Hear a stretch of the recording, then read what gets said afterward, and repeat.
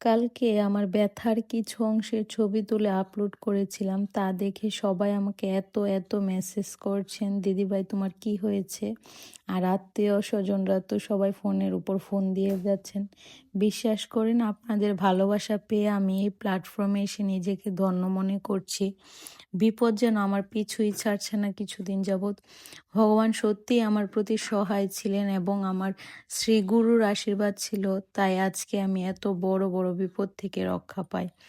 শ্বশুর মারা যাওয়ার পর থেকে একের পর এক বিপদ লেগেই আছে।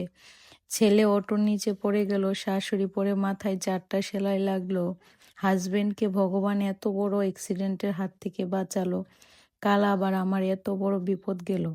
কাল ব্রাহ্মণবাড়িয়া থেকে আসার পথে আমার হাতে একটা কার্টুন ছিল, সেই কার্টুন ঠিক করতে গিয়ে আমি চলতি মোটরসাইকেল থেকে পড়ে গেলাম।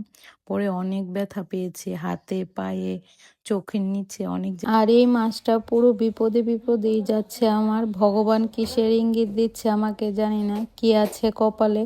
খুব টেনশন হয়, ভগবান যেন এভাবেই আমাকে সমস্ত বিপদ থেকে রক্ষা করে। আর কিছু মানুষ তো আবার আমাকে নিয়ে উপহাস করেও কমেন্ট করছে।